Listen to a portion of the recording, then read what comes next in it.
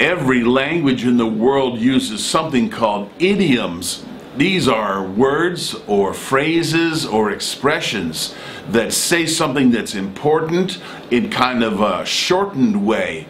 Some of them are quite obvious, and some are quite ancient. They need explanation. They're not ones that you can look up in a standard dictionary. Every language has them. The English language has an estimated 25,000 different idioms.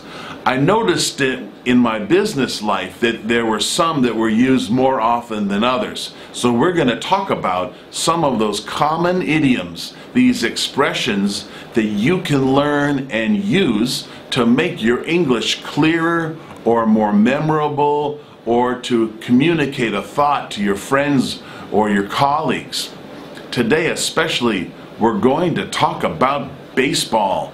And baseball is played inside a certain type of enclosure. They call it the baseball park rather than a stadium. So we have English idioms for American English that come from baseball that use this word park. That's where the game is played. The first one I want to tell you is hit the ball out of the park. Hit the ball out of the park. In conversation, this means someone has had a great success. To hit the ball out of the park means that you won something, that you won business, or were successful in a project.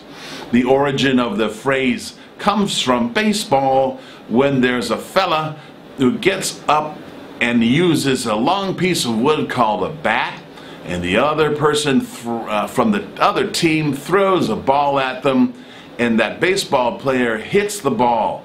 If he hits, or she hits, the ball out of the park, then the person hitting the ball gets to score a run, and that helps their team win. So to hit the ball out of the park means to be victorious. It means to be successful. Hit the ball out of the park. Here's an example. John, you hit the ball out of the park with your presentation. I know we're going to win this business. Or Bobby hit the ball out of the park with his speech in front of the investors.